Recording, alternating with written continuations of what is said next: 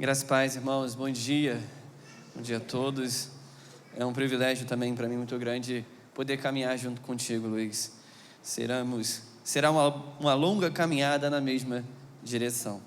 E nós estamos fazendo aí uma série de mensagens, e Soraya, eu estou falando devagar e vou continuar falando devagar.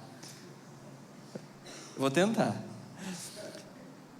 No livro de Atos, falando sobre a igreja, de como o Espírito Santo do Senhor age, trabalha e faz com que o Evangelho se desenvolva. E especificamente, nós estamos agora no capítulo 13, do verso 13 até o verso 42, que diz assim: Então Paulo, seus companheiros, navegaram de Pafos e chegaram a Perge, na Panfilha.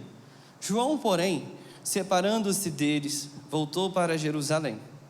Mas eles, passando além de Perge, chegaram a Antioquia da Psídia, entraram na sinagoga no dia de sábado e sentaram-se. Depois da leitura da lei e dos profetas, os chefes da sinagoga mandaram dizer: Irmãos, se tendes alguma palavra de exortação ao povo, falai. Então Paulo se levantou e, pedindo silêncio com a mão, disse: Homens israelitas, e vós tementes a Deus, ouvi. O Deus desse povo de Israel escolheu nossos pais e exaltou o povo quando eram estrangeiros na terra do Egito, de onde os tirou com braço poderoso. Ele os suportou no deserto por quase 40 anos. Depois de destruir as 7 nações na terra de Canaã, deu-lhes o território delas por herança. Isso tudo levou cerca de 450 anos. Depois disso, deu-lhes juízes até o profeta Samuel. Então pediram um rei, e durante 40 anos deu como rei Saul, filho de Quis, homem da tribo de Benjamim. Depois que tirou Saul, deu-lhes Davi como rei, do qual também testemunhou, dizendo: Achei Davi, filho de Jessé, homem segundo o meu coração, que fará toda a minha vontade. Da descendência deste, conforme a promessa, Deus trouxe a Israel o Salvador Jesus.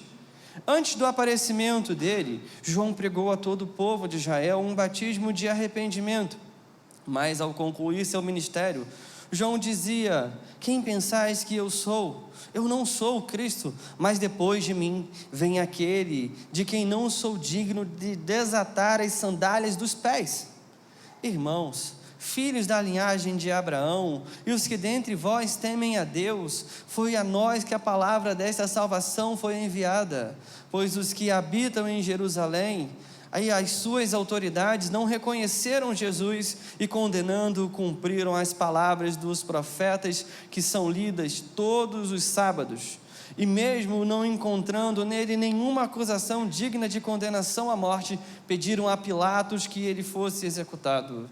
Quando terminaram de fazer todas as coisas que haviam sido escritas a respeito dele, tirando-os do madeiro, o puseram numa sepultura, mas Deus o ressuscitou dentre os mortos. E ele foi visto durante muitos dias pelos que haviam subido com ele da Galileia para Jerusalém, os quais agora são suas testemunhas para o povo. E nós vos anunciamos as boas novas da promessa feita aos pais, a qual Deus cumpriu para nós, filhos deles, ressuscitando Jesus, como também está escrito no 2º Salmo: Tu és meu filho, hoje te gerei. E quanto a tê-lo ressuscitado dentre os mortos, para nunca mais voltar à deterioração, Deus falou: Eu vos darei as santas e fiéis bênçãos de Davi. Porque ainda em outro salmo diz: Não permitirás que o teu santo sofra deterioração.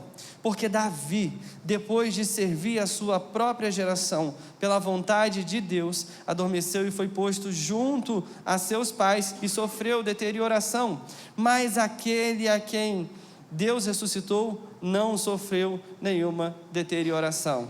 Irmãos, ficais, pois, sabendo que por meio dele vos é anunciado o perdão dos pecados, e por meio dele todo o que crê é justificado de todas as coisas de que não pudeste ser justificados pela lei de Moisés. Tomai Cuidado, para que não venha sobre vós o que foi falado nos profetas. Vedes, ó zombadores, admirai-vos e desaparecei, porque em vossos dias realizarei uma obra na qual jamais creríeis se alguém vos contasse. Quando iam saindo, rogavam-lhes que lhe repetissem essas palavras no sábado seguinte. E quando a reunião acabou, muitos judeus e gentios devotos convertidos ao judaísmo seguiram a Paulo e Barnabé, os quais, falando-lhes, os encorajavam a perseverar na graça de Deus. Maior do que esse texto, só uma pregação anterior que eu preguei aqui, que foram quase 50 versículos. A minha filha foi beber água, voltou e falou assim: pai, você ainda estava lendo. Eu falei: pois é. E mais difícil é você resumir isso em 30 minutos. Então, estamos aí diante de um texto, mas é muito interessante perceber como que o Espírito Santo continua trabalhando, continua fazendo a igreja desenvolver. E nós vivemos em um tempo que tudo é avaliado por desempenho, aparência e resultados. Essa é uma verdade da nossa realidade que nos cerca. As pessoas são constantemente medidas pelo que elas produzem, ou pelo o que elas entregam, ou pelos que aparentam ser. Somos essa sociedade, essa comunidade que mede os outros por aquilo que eles produzem, pelo que são, pelo que aparentam ser. Inevitavelmente, essa lógica ela acaba invadindo também a nossa espiritualidade. Essa é uma realidade que nos cerca. Muitos de nós, ainda que nós amemos a Cristo Jesus, carregamos a sensação de que nós não somos o suficiente para Deus ou para o trabalho cristão. De que precisamos estar prontos, maduros, mais espirituais, mais completos para sermos usados por Deus. Ou seja, elencamos um patamar, elencamos uma estatura, colocamos um ponto que achamos que com as nossas próprias mãos conseguiremos chegar. E quando nós falhamos, porque nós falhamos, a gente pensa assim: pronto, eu não posso continuar, eu não devo seguir, eu não devo fazer, eu preciso me calar, e às vezes pensamos até mesmo em desistir. Mas quando a gente abre a Escritura, que nós olhamos para o texto da Bíblia, nós percebemos algo surpreendente, que Deus nunca construiu a sua obra com pessoas perfeitas. Quando olhamos para esse texto, nós vemos que o Senhor realizou a sua obra por meio de pessoas imperfeitas e pessoas profundamente imperfeitas. E nós percebemos nesse texto que acabamos de ler nomes citados e pessoas que nós percebemos que foram imperfeitas e tiveram a sua história marcada por falhas, por dificuldades. E o texto que nós olhamos, nós percebemos então, nesse texto, o Espírito Santo avançando a obra do reino. Nós percebemos o Senhor desenvolvendo a igreja expandindo, o reino sendo estabelecido, e isso com algo muito simples. Esses irmãos contavam a história do Senhor Jesus. Não existia nenhum método específico, não existia nenhuma fórmula específica por onde eles iam então contando e falando sobre Jesus, falando sobre a história do Senhor Jesus. E nós percebemos um Deus que transforma histórias quebradas em instrumento da sua graça.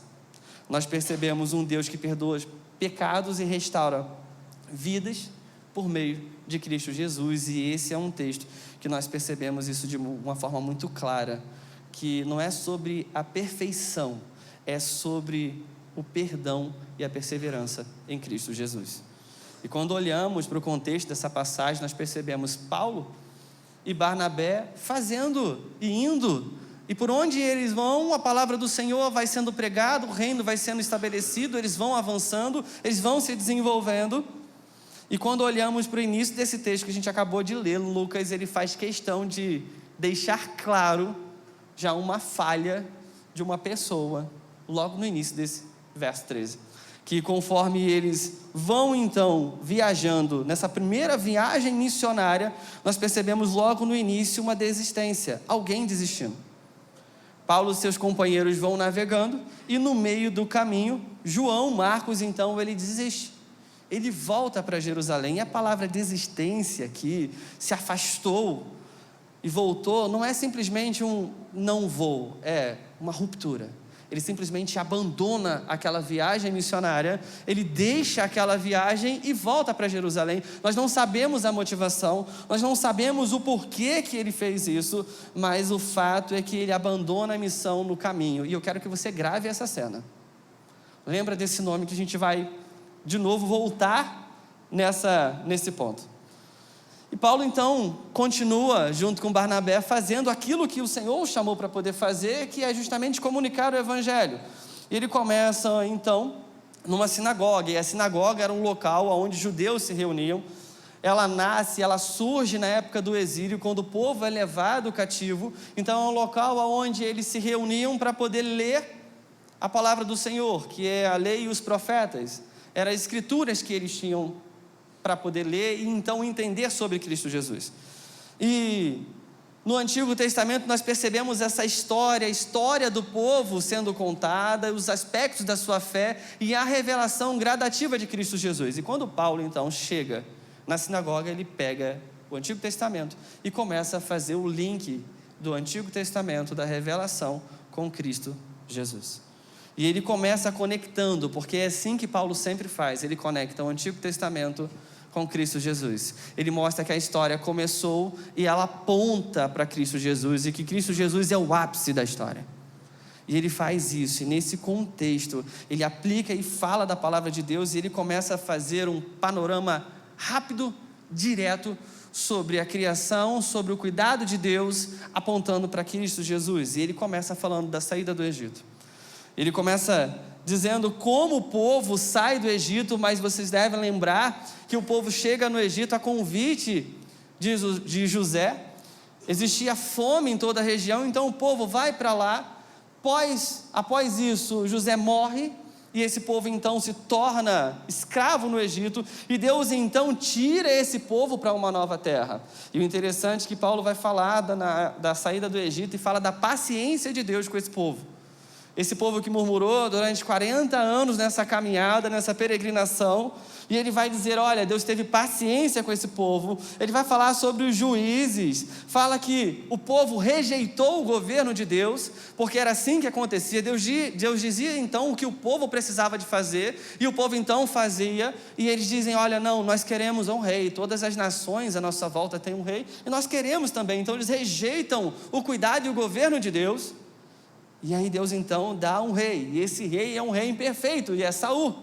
Saul então ele falha, ele peca, e Deus então arranca Saul e coloca Davi, um homem segundo o coração de Deus, mas que também falha, e falha feio,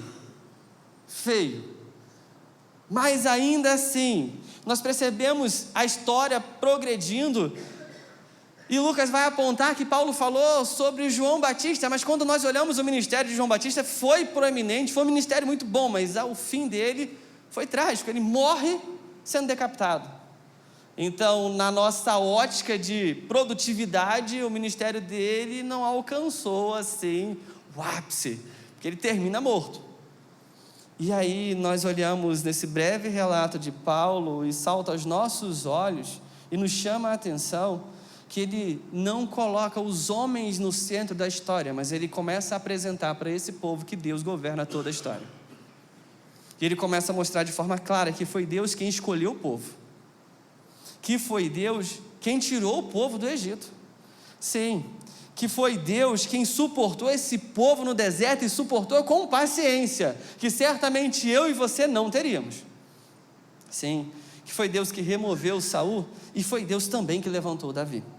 E quando olhamos, Paulo não está exaltando heróis, ele está colocando Deus no centro de todas as coisas e mostrando que Deus é soberano, e que Deus é paciente, e que Ele conduz a história, independentemente da falha do seu povo.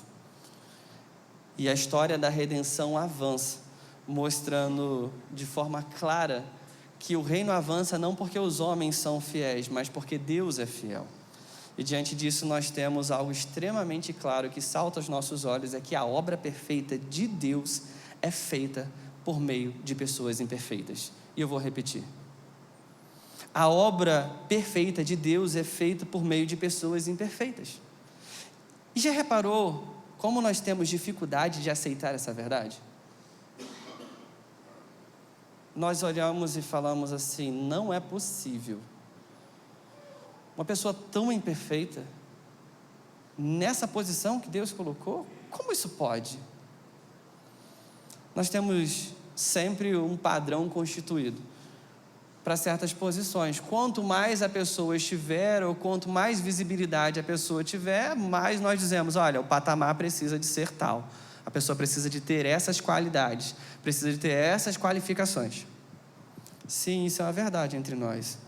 Nós acreditamos nisso muitas vezes e nós nem percebemos isso. Isso acontece. E aí nós somos levados a acreditar que para servir em algum local, no reino nós precisamos estar num nível de excelência altíssimo. E eu não estou falando aqui de formação acadêmica, não. Eu estou falando de questão espiritual.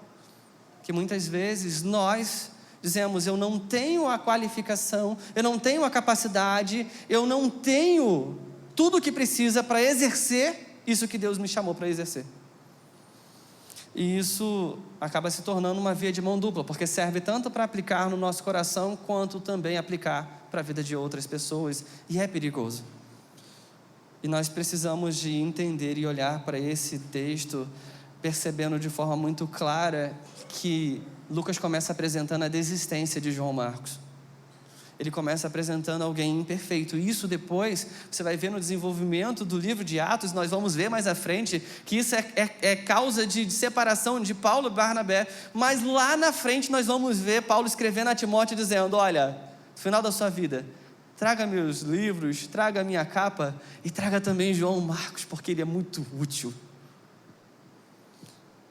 Nós percebemos essa verdade, que o Senhor Jesus, Ele faz e Ele opera grandes obras por meio de pessoas imperfeitas. Ele não descarta-nos nas nossas falhas.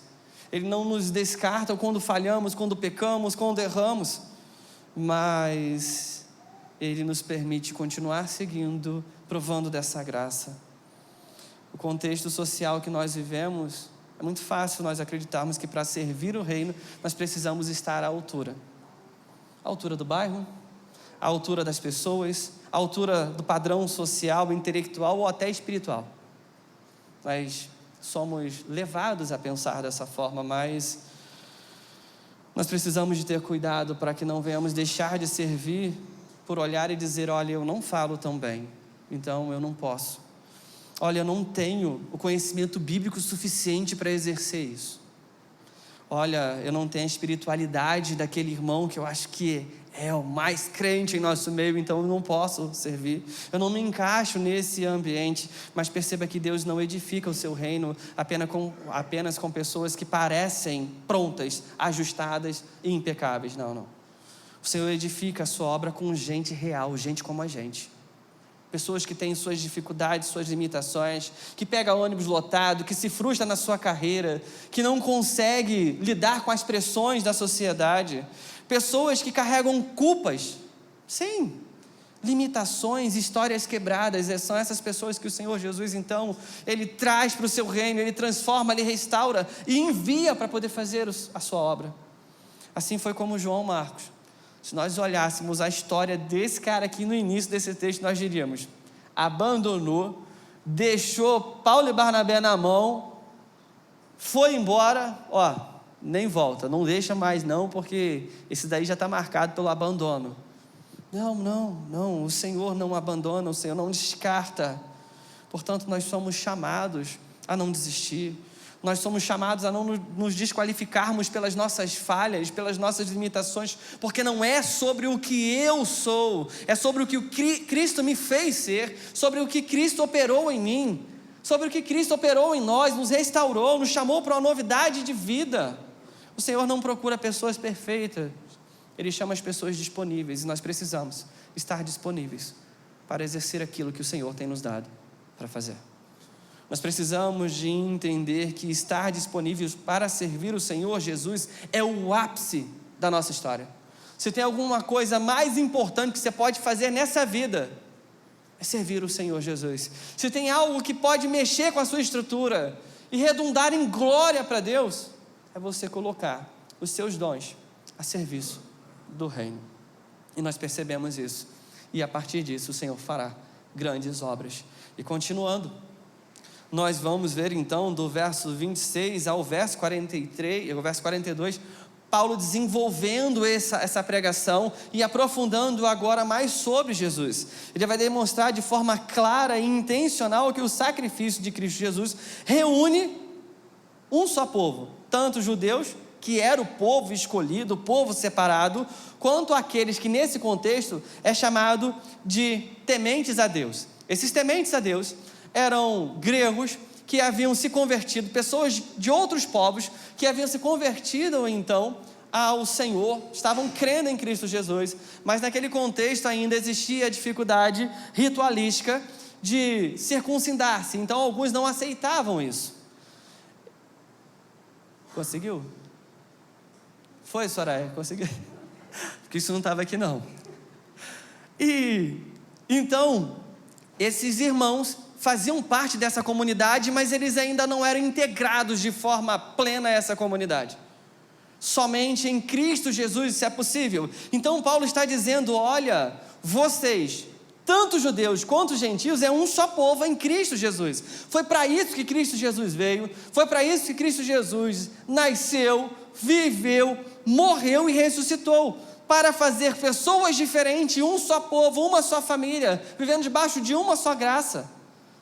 E aí Paulo vai explicando e vai aprofundando ainda mais sobre o Evangelho de Jesus, e ele vai mostrando que as autoridades religiosas, que deveriam então conhecer e entender os aspectos do Messias, que estava se revelando, eles rejeitam o Messias, e não apenas rejeitam, eles fazem todo aquele arcabouço, todo aquele movimento para matar então o Messias, mas eles não entendiam que isso era parte da história. E Paulo vai falar, olha, nada do que ocorreu foi a obra do acaso ou foi feito pelas mãos humanas, mas foi o Senhor que conduziu toda a história, e isso precisava de acontecer. E Paulo volta de novo naquele link, pegando o Antigo Testamento e mostrando que ele apontava para Cristo Jesus. Paulo vai sempre fazer esse movimento de mostrar e apresentar a Cristo Jesus no Antigo Testamento, nas Escrituras, na lei e nos profetas, mostrando de uma forma muito clara que era sobre Jesus que essas Escrituras falavam. E aí, para fundamentar ainda mais seu argumento, ele vai citar 2 salmos demonstrando que Jesus cumpre plenamente aquilo que havia sido dito, e ele vai dizer, olha, esse é o meu filho amado, esse é o filho amado de Deus. E você deve lembrar, lá quando Jesus então é batizado, uma voz que vem do alto dizendo, este é o meu filho amado em quem eu tenho prazer. E ele vai dizer, olha, a sua ressurreição confirma definitivamente também que ele é Deus, ou seja, o seu corpo não viu corrupção. Jesus morreu, mas o seu corpo não foi destruído, ele ressuscitou, e isso afirma ainda mais aquilo que Paulo estava falando. E ele vai encerrar essa argumentação, explicando de forma profunda e graciosa que o Senhor chama todos a esse evangelho, a essa graça. Ele conecta essa narrativa central com o plano redentor de Cristo, com o plano redentor e gracioso do Senhor para toda a humanidade. Ele vai deixar claro que toda essa construção, ela tem o seu ápice em Cristo Jesus. E ele vai dizer, olha, a lei de Moisés, ela veio só para mostrar que vocês eram pecadores. A lei só veio para poder apresentar o quão falho e o quão limitado o homem é. Entretanto, em Cristo Jesus, há perdão e graça, coisa que a lei não consegue proporcionar. E aí ele vai chamar esse povo ao arrependimento. E quando olhamos para toda essa construção, nós não conseguimos enxergar outra coisa, a não ser que em Cristo, os nossos pecados, eles são perdoados. Essa é uma verdade que nós deveríamos acreditar e viver ela continuamente. E se eu te perguntar, você acredita nisso? Você vai dizer sim, eu acredito nisso. Essa é uma verdade básica do Evangelho, mas muitas vezes nós nos esquecemos da real motivação de toda essa construção que o Senhor fez para nos salvar. E nós nos pegamos, às vezes, questionando, dizendo, olha, eu sirvo Jesus, trabalho no reino, eu não minto, não leso ninguém, sou um bom pai, esposo ou esposa. E por que então eu enfrento tanta dificuldade em determinadas áreas da minha vida? É como se a salvação de Cristo Jesus não fosse suficiente. Eu preciso de crer na salvação, mas também preciso de ter toda a minha vida dentro do meu controle, dentro do projeto que eu construí. Eu creio em Jesus, então por que meus filhos não me obedecem? É uma pergunta. Ou para os adolescentes: eu creio em Cristo Jesus, por que meu pai não me entende? Por que minha mãe não me entende? Por que não aceitam as minhas opiniões, a minha visão de mundo? Eu creio em Jesus, mas por que meu casamento não é perfeito e eu não vivo uma paz plena? Nós questionamos: se eu sirvo Jesus, então por que eu enfrento problemas de saúde? E nós precisamos de entender que o Evangelho ele não promete uma vida sem conflitos. Nós precisamos entender que dores, frustrações, elas vão acontecer. O Evangelho anuncia algo muito mais profundo. Por meio de Cristo Jesus, os nossos pecados são perdoados e a nossa vida, ela é restaurada, independentemente do que nós estejamos passando ou do que venha sobre a nossa vida. É uma verdade que nós precisamos pregar no nosso coração. E quais pecados são perdoados? Todos. Todos os pecados são perdoados em Cristo Jesus. E nós lemos aqui uma história de pessoas imperfeitas. E para mim o ápice de perdão, e nós percebemos de uma forma muito clara na vida de Paulo. Se a gente voltar um pouquinho, Paulo ele matava, ele batia, ele prendia. Ele era essa pessoa que perseguia cristãos.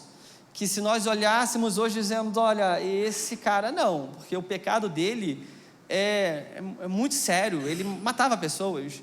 E quando olhamos para essa verdade, que Cristo Jesus perdoa os nossos pecados, até os mais graves, o Senhor Jesus perdoa, o Senhor reconstrói a nossa história, o Senhor muda a nossa perspectiva de vida, Ele nos dá um novo rumo, nos dá uma nova direção, nos dá uma nova perspectiva de vida. E quando nós olhamos para essa realidade, a nossa vida começa a ter sentido e nós percebemos que o Senhor Jesus, como dizemos anteriormente, pega pessoas imperfeitas, transforma por essa graça e faz obras perfeitas.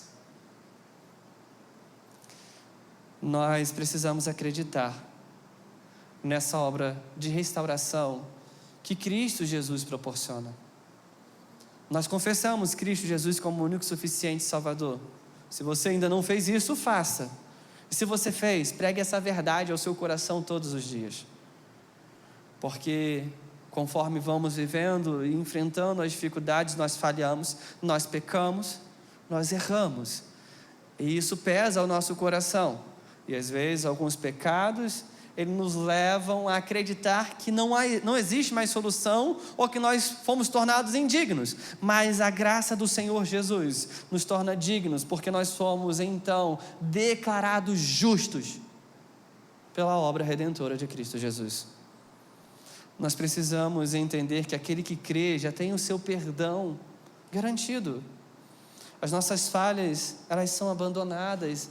Os nossos pecados são lançados no mar do esquecimento e deles o Senhor não se lembra mais. E nós precisamos também de acreditar nessa verdade. Nós precisamos de vivenciar essa verdade. Nós precisamos de entender que se antes a nossa vida parecia sem direção, vazia, sem perspectiva, agora em Cristo Jesus passa a ter um propósito, passa a ter uma direção, e tudo aquilo que nós fizermos será sempre para a glória de Deus. E Paulo conclui esse texto de uma forma maravilhosa. O último verso, no verso 42, ele vai vivenciar, que quando ele ia saindo, alguns rogavam ele para que repetisse essa palavra no sábado seguinte, para que ele pregasse de novo esse sermão. Ou seja, Paulo, a gente não quer um sermão novo, você pode repetir o sermão na semana que vem. Pode falar a mesma coisa, a gente quer ouvir a mesma coisa. Nós já sabemos disso, mas nós necessitamos de ouvir de novo. E Paulo, ele termina o sermão dele encorajando esses irmãos a permanecerem na graça de Deus. Coisa simples. Ele termina e ele encerra essa porção de texto exortando aqueles irmãos recém-convertidos e os que já caminhavam a permanecerem em Cristo Jesus. Não existia nada de novo, não precisava de nada novo ou diferente. Você precisa de orar 3 vezes ao dia, ler a Bíblia todo dia. Não, você precisa de entender quem é Cristo Jesus, viver a sua vida para a graça e glória do Senhor, desfrutar dessa graça maravilhosa todos os dias, de todas as formas. Ele não chama aqueles irmãos a produzirem, olha, vocês precisam de fazer, vocês precisam de pregarem para que outros se convertam, vocês precisam de fazer isso, isso, isso. Não, é simples.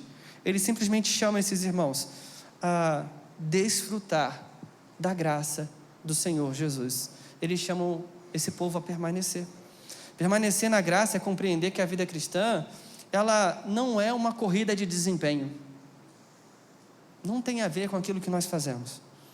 Mas, como bem definiu Eugene Peterson, e na semana passada o pastor Felipe falou, é que a vida cristã é uma longa caminhada na mesma direção. É fazer coisas ordinárias quando o extraordinário não acontece. É continuar amando quando o sobrenatural não acontece. É continuar orando, lendo a palavra de Deus, quando as coisas não acontecem da forma que nós queremos. É continuar cuidando e servindo a Cristo Jesus quando a nossa vida não está mais sob nosso controle. Quando as coisas saem do nosso controle, os nossos planos já não são mais o que está acontecendo e Deus começa a nos levar para direções que nós não imaginaríamos viver. E você continua lendo a palavra do Senhor, tendo o seu momento devocional, orando, ainda quando tudo parece em silêncio, ainda quando você imagina, o Senhor não me responde, o Senhor não fala, mas é isso, é uma longa caminhada na mesma direção, fazendo coisas ordinárias, ainda que o extraordinário não aconteça. Por isso Paulo fala com esses irmãos, olha, permaneça na graça de Deus. Ou seja, continue amando uns aos outros. Continue perdoando como Cristo perdoou. Continue cuidando como Cristo cuida. Continue comunicando aos outros essa mensagem maravilhosa e simples do Evangelho e que transforma vidas. De que nós estávamos mortos em nossos delitos e pecados, indo para o inferno, indo para a perdição eterna, mas em Cristo Jesus existe uma nova perspectiva de vida, onde a nossa visão de mundo é transformada, onde tudo é restaurado, onde nós agora deixamos de viver segundo a concupiscência, os desejos da nossa carne, e vivemos então para a glória do Senhor Jesus. E Paulo está dizendo, olha, permaneçam nessa graça, permaneçam lembrando que não é sobre o que vocês fazem, permaneçam lembrando que é sobre o que foi feito pela vida de vocês, permaneçam lembrando que não é sobre as suas imperfeições, mas é sobre a graça do Senhor Jesus, que transforma pessoas imperfeitas em monumentos da sua glória, e que faz obras perfeitas, gloriosas e maravilhosas, por intermédio de pessoas falhas e limitadas, como a nós, a mim, a você. Todos nós temos as nossas limitações, as nossas falhas, os nossos medos, os nossos anseios, as nossas lutas diárias, mas o Senhor Jesus coloca essa graça disponível a mim e a você, para que juntos então pudéssemos caminhar como um só povo, ser gratos ao Senhor por aquilo que Ele fez por nós e então render graças a Deus. Eu achei maravilhoso esse último hino que nós cantamos, Um Novo Dia. Tem uma frase dele que diz assim, porque perfeito não sou, contudo sou grato. Perfeito não sou, contudo sou grato. Essa é uma realidade que nós entendemos diante desse texto. Eles não eram pessoas perfeitas, mas eles eram pessoas que foram alcançadas pela graça do Senhor Jesus e por isso viveram para a glória do Senhor. Que Cristo Jesus possa continuar sustentando a nossa vida, que nós possamos continuar vivendo para a glória do Senhor, até que o Senhor venha. Vamos falar com Deus.